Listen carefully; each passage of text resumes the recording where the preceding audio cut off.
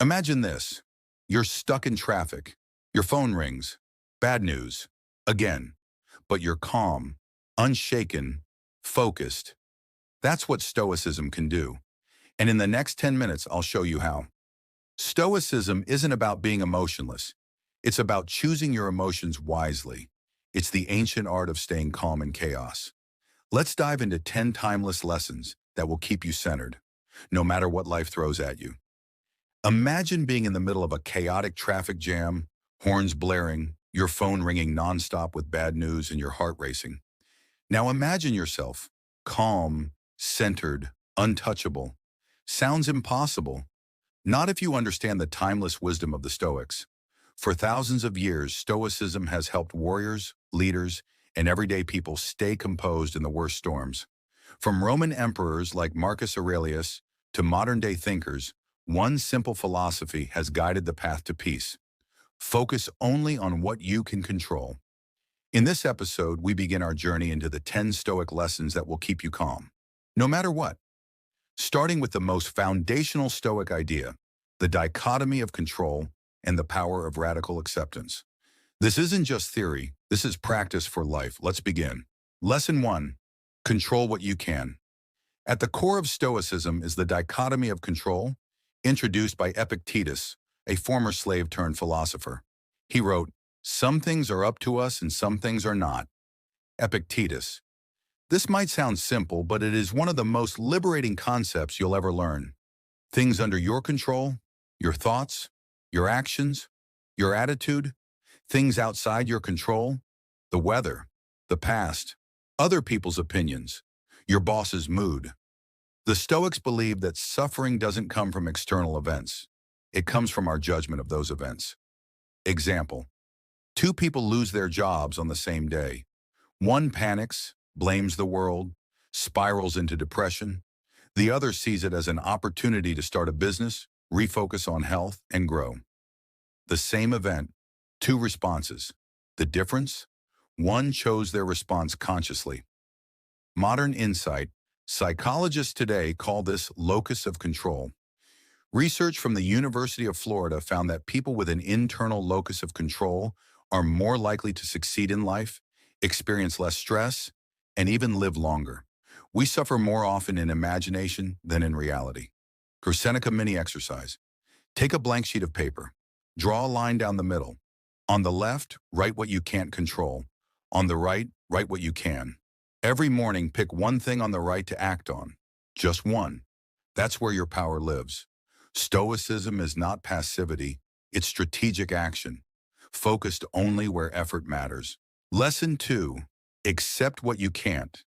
Once you master the art of knowing what's outside your control, the next step is to accept it, truly, deeply. Marcus Aurelius, emperor of Rome, facing plagues and war, wrote in his journal, "You have power over your mind, not outside events. Realize this, and you will find strength." Acceptance doesn't mean giving up. It means flowing with reality, not fighting it. Imagine, you miss a flight. You're furious. You pace. You argue. You stress. The plane still isn't coming back, but you can choose how you respond. Read a book. Call a loved one. Meditate. That's where peace lives. Modern neuroscience. Studies from Harvard show that people who practice acceptance, such as mindfulness meditation, experience 40% less cortisol, the stress hormone, during crises. The impediment to action advances action. What stands in the way becomes the way. Marcus Aurelius' obstacles, according to the Stoics, are not roadblocks. They are teachers. Practice exercise. At the end of each day, ask yourself, what did I resist today? What would change if I accepted it instead? The more you release the grip on the uncontrollable, the lighter your soul becomes. The first two Stoic lessons set the foundation for a life of calm. Control what you can, accept what you can't. It sounds easy, but it takes daily courage. Now imagine if everyone in your life lived this way. Less drama, less blame, more presence. That's the power of Stoicism. If these ideas spark something in you, subscribe to Making Life Better. Share this episode with someone who needs a breath of peace today. In the next part, we'll go deeper into the art of mindfulness and the warrior's mindset of resilience. Lessons 3 and 4 will give you the tools to navigate chaos with clarity. Stay with us. The calm you seek is closer than you think. Lesson 3. Practice mindfulness. Seneca once said, "True happiness is to enjoy the present without anxious dependence upon the future." Stoic mindfulness is not merely about meditation. It's about attention. It's about being exactly where your feet are. The Stoics practice presence as a discipline. Marcus Aurelius, in his journal Meditations, constantly reminded himself to return to the now. Confine yourself to the present. Real-life example. Imagine you're sipping tea. The Stoic way? Feel the warmth. Notice the aroma. Be fully in that experience. Most people drink tea while scrolling, thinking, planning, worrying. Mindfulness disconnects us from the illusions of past regret and future anxiety. It roots us in reality, the only place where calm exists. Modern research. A Harvard study titled, "A Wandering Mind is an Unhappy Mind," found that people who were present, even during unpleasant tasks, reported more happiness than those whose minds drifted elsewhere. Presence, not pleasure, predicted peace. He is a wise man who does not grieve for the things which he has not, but rejoices for those which he has. Epictetus Mini. Exercise where set a 3-minute timer. Do one activity, drinking water, washing hands, or walking, with full attention. Notice every detail. This is mindfulness, Stoic style. Practical application. Turn off all notifications for 1 hour each day. Eat one meal without screens. End your day journaling one moment you were truly present. Presence isn't just for monks. It's your superpower in a distracted world. Lesson 4. Cultivate resilience. When Epictetus said, "It's not what happens to you, but how you react to it that matters," he gave us the Stoic definition of resilience. Resilience isn't being tough. It's being flexible under pressure, like a tree that bends but doesn't break. Real-life example. Viktor Frankl, a Holocaust survivor and psychiatrist, wrote, "Everything can be taken from a man, but one thing, the last of the human freedoms, to choose one's attitude in any given set of circumstances." This is resilience, the Stoic kind. Stoics embrace adversity. To the Stoics, hardship wasn't a curse. It was a test, a forge, a necessary fire that reveals your strength. Difficulties strengthen the mind, as labor does the body. Seneca Modern Research. Resilience training is now part of elite military programs. A study on Navy SEAL candidates found those who practiced reframing adversity, a Stoic principle, had 25% greater success rates than those who didn't. Mini exercise. Write down your biggest current challenge. Ask, what can I learn from this? How can I grow? The Stoic lens transforms obstacles into opportunities. Practical application. Each week, do one thing that makes you uncomfortable on purpose. Cold showers, public speaking, honest conversations. Journal what you learn. Resilience is not found. It's built, brick by brick, choice by choice. Mindfulness sharpens your clarity. Resilience strengthens your spirit. Together, they make you unshakable. If you found value in these 2 lessons, imagine living them daily. The Stoics didn't just survive life. They mastered it, and so can you. Subscribe to Making Life Better and join a community of modern Stoics. People who rise above noise, choose clarity, and live with intention. In the next part, we'll explore lessons 5 and 6, the power of conscious response and the wisdom of limiting excessive desire. You won't want to miss it. Lesson 5, choose your response. There's a space between stimulus and response.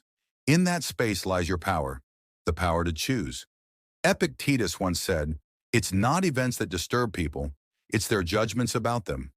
This single insight can change the way you experience the world, because the world will never stop surprising you, frustrating you, or testing your patience. But how you interpret and respond, that's yours to master. Let's explore the most empowering Stoic lesson yet, the discipline of conscious response. Real-life example. Picture this. A driver cuts you off. Instinctively, you're angry. Your heart races, you shout. But what if, instead of reacting, you paused, just long enough to ask, is this worth my peace? That pause, that moment of awareness, is where Stoicism lives. The Stoic response. Stoicism doesn't tell you to suppress emotions. It tells you to understand them, to slow down, and respond with reason, not reflex. You always own the option of having no opinion. There is never a need to get worked up. Marcus Aurelius. This doesn't mean indifference. It means freedom. Freedom from what? From being emotionally hijacked. From regretting your words. From living like a puppet, pulled by external strings. The Stoics teach, your response is your responsibility. Cognitive insight. Modern psychology confirms this. In cognitive behavioral therapy, CBT, there's a model called the ABC framework.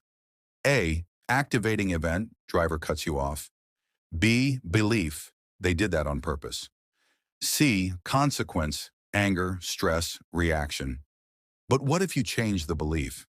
Maybe they're rushing to the hospital. Maybe it's just a bad driver. You can't control the event, but you can reframe the belief, and that changes everything. Historical example. Cato the Younger, a famous Stoic senator, was insulted publicly in Rome.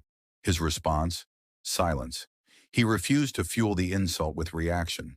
This wasn't weakness, it was supreme control. If someone does wrong, the harm is to themselves. Why should I give them power over my emotions? Epictetus mini exercise. The Stoic pause. Next time you feel triggered, 1. Pause for 5 seconds. 2. Name the emotion you feel. 3. Ask, what would a wise version of me do here? This 3-step process rewires your reactions. Practical application, reframing drill. Write down 3 situations from your week where you reacted poorly. Now write a better response for each. Practice visualizing the better version before you sleep. This isn't just theory, it's brain training. It builds what neuroscientists call emotional regulation, a predictor of success and happiness. Stoic affirmations for response control. I am not my anger. Let me pause, not pounce. I respond, I don't react. A story to remember. A student once asked Epictetus, how do I stop being insulted by fools? He smiled and replied, you must stop agreeing with them. No one can insult you without your permission. Stoicism reclaims that permission. Application in modern life. In arguments, pause, breathe, ask questions, don't attack. In stress, notice the story you're telling yourself. Challenge it. In uncertainty, choose clarity over chaos. You always have that power. The best revenge is not to be like your enemy. Marcus Aurelius. Even in conflict, Stoicism teaches us not to mirror the chaos, but to reflect the calm. Insight from neuroscience. Daniel Goleman, author of Emotional Intelligence, states that the emotional brain can hijack the rational brain within milliseconds. But awareness interrupts that hijack. That's why self-awareness is the first step to self-mastery. Daily practice, the response journal. At the end of the day, reflect, oh, where did I react today? Oh, what was a wiser response? Oh, what can I do differently tomorrow? This practice turns mistakes into growth. Regret becomes wisdom. Quote Wall. To remember, don't explain your philosophy, embody it. Epictetus. Waste no more time arguing about what a good person should be. Be one. Marcus Aurelius. When you choose your response, you choose your peace. When you master your reaction, you master your life. This is Stoic power in its purest form, not control over the world, but over yourself. Reflection. Questions. 1. What patterns of reaction keep stealing your peace? 2. Who or what are you still giving too much emotional power to? 3. What would change if you chose your response more often? Closing reflection and transition. Choosing your response is not about perfection. It's about progress. Each moment gives you a chance to pause, reflect, and lead with wisdom. As we move forward, we'll explore another hidden enemy of inner peace, excessive desire. In Lesson 6, we'll uncover how wanting too much robs us of the calm we seek, and what Stoicism teaches us about simplifying our lives to unlock true freedom. Stay with us. The wisdom ahead could change everything. Lesson 6. Limit desires. Gain peace. Seneca wrote, "It is not the man who has too little, but the man who craves more, that is poor." At first glance, this may seem counterintuitive. We live in a world driven by desire, more wealth, more success, more recognition. But the Stoics knew that excessive desire is the enemy of peace. In Lesson 6, we uncover a radical truth. The less you chase, the calmer you become. This is not about rejecting ambition. It's about redefining fulfillment. The problem with desire is not bad in itself. Wanting to grow, learn, or love is natural. But when desires become excessive, uncontrolled, or externally defined, they become chains. Freedom is not achieved by satisfying desire, but by eliminating it. Epictetus. The Stoics observe that people are rarely disturbed by what they lack, but by the belief that they should have it. Real-life example. Imagine someone earning $10,000 a month, yet constantly comparing themselves to a friend who earns $20,000. The result? Anxiety, insecurity, frustration, not because of real poverty, but because of relative craving. Modern psychology insight. Research by psychologist Tim Kasser found that people with strong materialistic values report lower life satisfaction, higher rates of depression and anxiety, weaker social relationships. Why? Because desires that are externally motivated never truly end. If you don't regard what you have as enough, you will never be happy, even if you rule the world. Seneca. The Stoic view, simplicity is strength. The Stoics didn't advocate for poverty. They advocated for self-sufficiency, knowing you have enough, even in little. Marcus Aurelius lived in a palace, yet often reminded himself, very little is needed to make a happy life. It is all within yourself, in your way of thinking. To the Stoics, the key was not how much you had, but how much you depended on it. Historical insight. Cato the Younger would purposely wear rough clothing and walk barefoot, even as a senator. Why? To practice indifference to luxury and test his character. It wasn't masochism, it was training. If you wish to be rich, do not add to your money, but subtract from your desires. Epicurus, a philosophical rival to Stoics, yet deeply aligned here. Practical modern application. Today's world is engineered to trigger desire. Ads every 15 seconds. Influencers flashing lifestyles. The endless scroll of what you don't have yet. Stoic strategy, pause and ask, do I want this? Or was I told to want it? Will this add to my peace or pull me into craving? Mini exercise, the enough list. Write down 5 things in your life that are already enough. Read it every morning before checking your phone. Desire Detox Challenge. 7 days. 1. Avoid buying anything non-essential. 2. Unfollow 5 accounts that trigger envy. 3. Spend 10 minutes in silence each day, focusing on breath. You'll be amazed at the space and clarity that return. What happens when you desire less? You stop being owned by outcomes. You stop measuring yourself by others' standards. You begin to enjoy what you have while you have it. Data point. A 2021 study from the University of Zurich found that people who intentionally limited desires and practiced voluntary simplicity had higher happiness scores than those with more income, but more craving.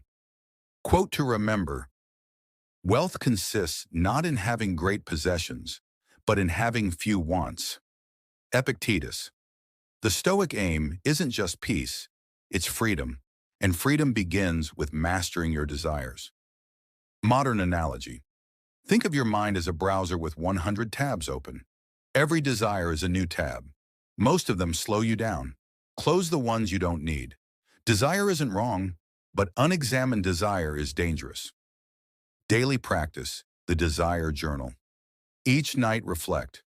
What did I crave today? Did it help me or distract me? What would I have done differently?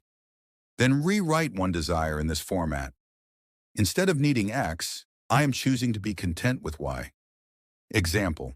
Instead of needing a bigger house, I am choosing to be grateful for the safety of my current home. This small habit builds mental strength and emotional calm.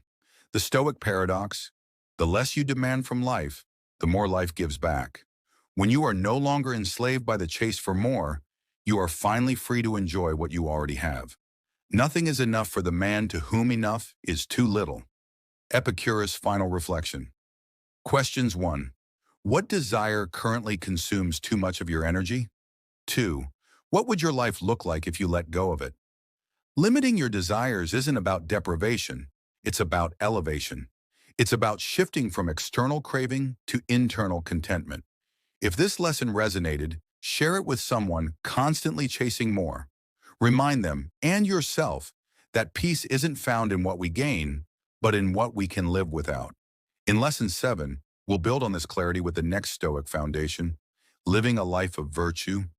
Lesson 7, be virtuous. The Stoic Compass, 1,000 words. Virtue. It's a word that may sound old-fashioned today, more fit for ancient scrolls than modern struggles. But for the Stoics, virtue was everything. It was the compass by which they navigated life, no matter how stormy the seas. Just that you do the right thing. The rest doesn't matter. Marcus Aurelius. In Stoicism, peace without virtue is hollow. Discipline without purpose is blind. That's why Lesson 7 is the cornerstone of all others. Live a life of virtue because character is your true home. The 4 pillars of virtue. Stoicism is built upon 4 cardinal virtues. 1. Wisdom, knowing what is good, bad, and indifferent. 2.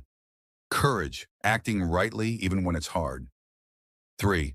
Justice, treating others with fairness. 4. Temperance, exercising self-control and balance. Each decision, each emotion, each response should pass through this filter. If it is not right, do not do it. If it is not true, do not say it. Marcus Aurelius. Living with virtue isn't about being perfect. It's about choosing principles over impulses, again and again. Virtue as inner wealth. The Stoics saw virtue as the only real good. Everything else, wealth, health, fame, was preferred, but not essential. Only virtue was always good, always in your control. No man is free who is not master of himself. Epictetus' real-life application. You get criticized online. Your ego wants to lash out. But justice says, be fair. Wisdom says, stay silent. Courage says, be kind anyway. Temperance says, walk away.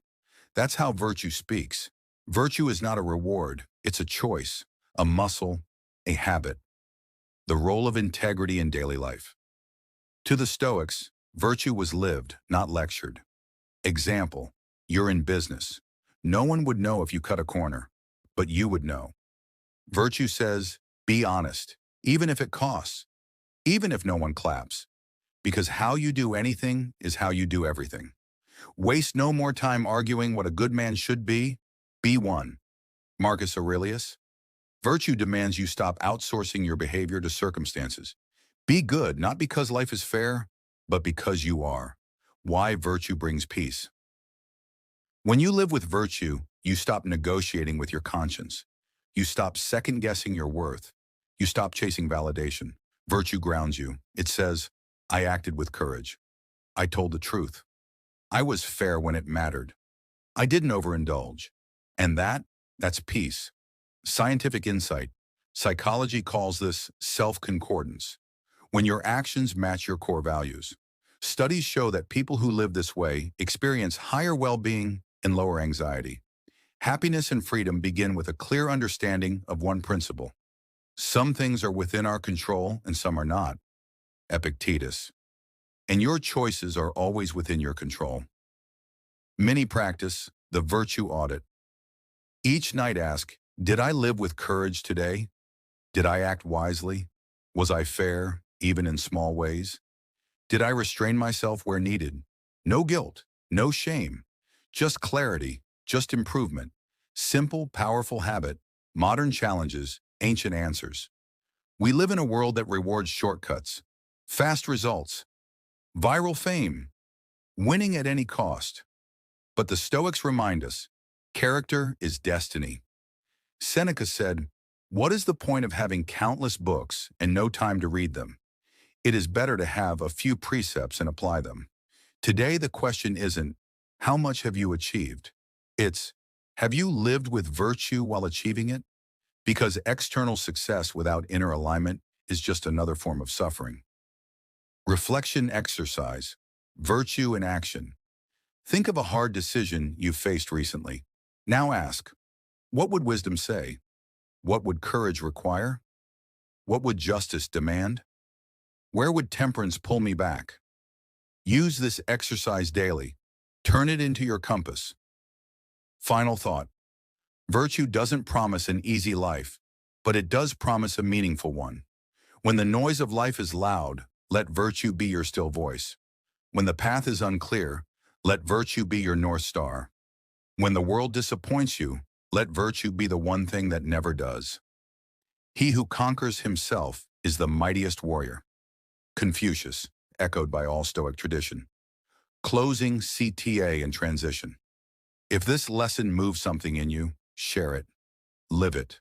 Let virtue not just be a word, but your way. In Lesson 8, we explore one of the most humbling Stoic truths. Everything is temporary. The more we understand impermanence, the more we value what is real. Until then, remember, virtue is your compass. Follow it, and you'll never feel lost. Lesson 8. Understand the transitory nature of life. Imagine holding a handful of sand. The tighter you grip it, the faster it slips through your fingers. That's life. The Stoics understood this deeply. Marcus Aurelius, emperor of Rome and philosopher of impermanence, wrote, "All is ephemeral, fame and the famous as well." To truly stay calm, to be unmoved by chaos or ego, you must embrace the one truth we often resist. Everything changes. Everything ends. The wisdom of the temporary. You will age, loved ones will pass, fortunes will rise and fall. The Stoics did not shy away from this. They meditated on it daily. You could leave life right now. Let that determine what you do, say, and think. Marcus Aurelius. Far from morbid, this mindset gave them urgency, clarity, and appreciation. It reminded them this moment is sacred precisely because it will not last. Modern psychology backs it. Studies in mortality salience, reminders of death, show that people become more generous, less materialistic, and more focused on meaning when reminded of life's impermanence. A story to remember. There's a story about a Stoic general returning from victory. The crowd cheers wildly, but behind him, a servant whispers in his ear, "Remember, you too will die." This wasn't to diminish his joy, but to anchor his soul, to prevent pride, over-attachment, and illusion. That is the power of knowing life is fleeting. It keeps you grateful, grounded, and graceful. How this brings peace. When you embrace impermanence, you stop clinging to pleasure, you soften your grip on pain, you allow joy to visit and sorrow to pass, because all emotions, all conditions, are just passing clouds over the still mountain of your soul. Time is like a river made up of the events which happen in a violent stream, for as soon as a thing has been seen, it is carried away. Marcus Aurelius Mini Practice. The impermanence pause. Each day, pick one thing and silently whisper, "This won't last. Let me appreciate it fully." It could be your morning coffee, a hug from your child, even a challenge. This practice deepens presence, and presence is peace. Letting go, not giving up. The Stoics didn't detach out of apathy. They engaged with life fully, mindfully, fiercely, but without false permanence. They loved without clinging. They succeeded without boasting. They lost without collapsing. Why? Because they knew everything that exists is in a state of change. For Seneca, when you live with impermanence, you no longer fear endings. You honor beginnings. You embrace the now. Final reflection. Life is not a mountain to conquer. It is a breeze to feel, a song to hear, a fire to sit by while it burns. When you realize nothing is yours forever, you finally begin to love it right. So let go, not with sadness, but with reverence. Let things flow in and out without gripping. For in that space, you'll find something the world can't take away: equanimity, gratitude, and calm. Closing CTA and transition. If this reminder moved you, carry it forward. Share it with someone you love. Let it soften your days. In Lesson 9, we'll turn toward one of the most powerful tools for calm: gratitude, and how it transforms even adversity into treasure. Until then, let this be your quiet mantra: this too shall pass. And because of that, it is beautiful. Lesson 9. The value of gratitude. Imagine waking up tomorrow with only what you gave thanks for today. That simple thought reveals how often we take the extraordinary for granted. The warmth of a blanket, the breath in your chest, a message from someone you love. Gratitude isn't a soft sentiment in Stoicism. It's a powerful mental discipline, a daily practice that rewires your perception of life. He is a wise man who does not grieve for the things which he has not, but rejoices for those which he has. Epictetus' gratitude as a Stoic practice. Seneca, one of the wealthiest and wisest Stoics, reminded his students, "We should try to counterbalance our tendency to dwell on what we lack by frequently reflecting on all we do possess." The Stoics didn't wait for blessings to appear. They trained their minds to recognize what was already present. Gratitude wasn't conditional, it was chosen. Modern insight. Studies by Dr. Robert Emmons show that people who write down 3 things they're grateful for every day report 25% higher happiness, better sleep, lower blood pressure, increased resilience. Gratitude changes your biochemistry, not just your mood. Story: The Man Who Lost Sight. There's a tale of a philosopher who went blind late in life. When asked how he coped, he said, "I spent too many years forgetting to thank my eyes. Now I thank them with memory." This is the Stoic lens: to appreciate not when things are gone, but while they are here. Gratitude sharpens the present. It reclaims what you've been stepping over every day. Gratitude in adversity. True gratitude isn't just for sunny days, it's for storms too. A gem cannot be polished without friction, nor a man perfected without trials. Seneca. The Stoics believed even hardship was a gift, an opportunity to grow stronger, wiser, more virtuous. When you face adversity, ask, what can I still be grateful for? What lesson is this moment offering? Gratitude doesn't deny pain. It expands your perspective beyond it.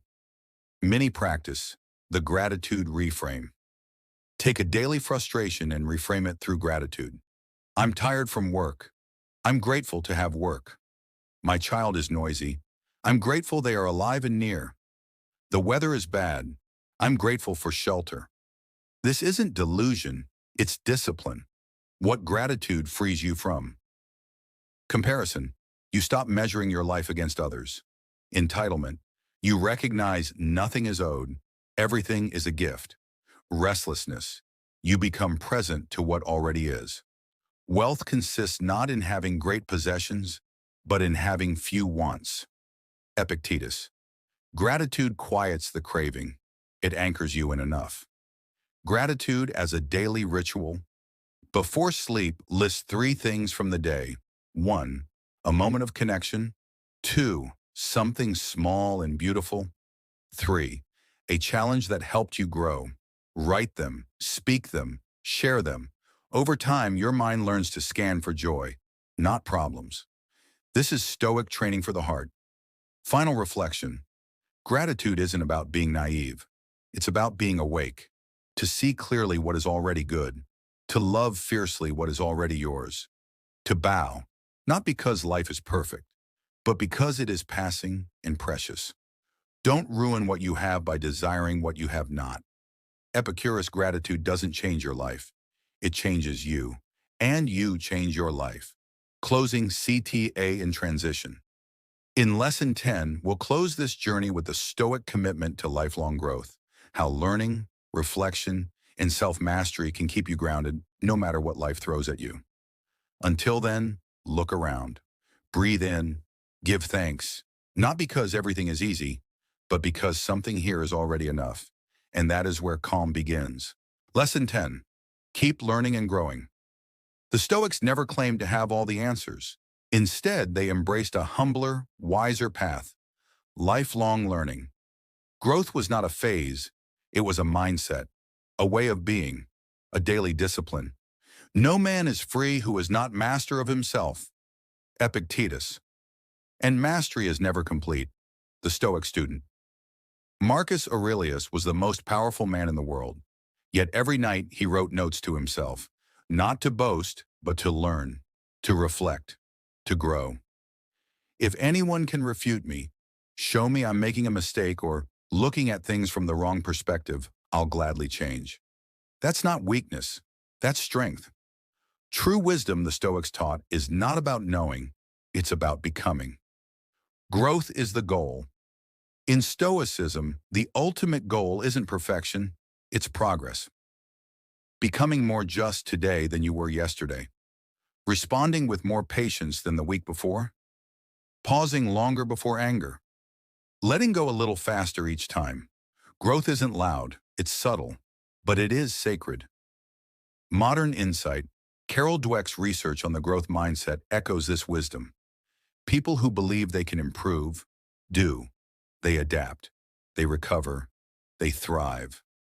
Story: the rusty sword. A young Stoic once asked his mentor, "How do I know if I'm growing?" The teacher pointed to a sword and said, "Each day you sharpen your blade, even by a hair's width, you're more prepared for life's battles. But leave it untouched and it rusts. Your mind, your habits, your soul, they are the sword. Sharpen them." Mini practice, the daily growth prompt. Each night ask, what did I learn today? Where did I slip? And what will I do better tomorrow? What am I proud of improving? This isn't self-criticism, it's self-leadership. Final reflection. Stoicism is not a philosophy for armchairs. It's a manual for life. And life demands that we keep evolving. Let each challenge be a classroom. Let every mistake become a mentor. Let every moment shape your character. The impediment to action advances action. What stands in the way becomes the way. Marcus Aurelius. You are not here to stay the same. You are here to become more of who you truly are. Keep learning, keep growing, keep walking the path, because that's how peace becomes power. Final CTA, close of the series. Thank you for walking through all 10 lessons of Stoicism to keep calm. If these teachings resonated with you, return to them often. Share them. Live them. And above all, never stop becoming. The Stoic life isn't lived in theory. It's lived in every breath, every pause, every choice. Let the learning continue. Let the calm begin.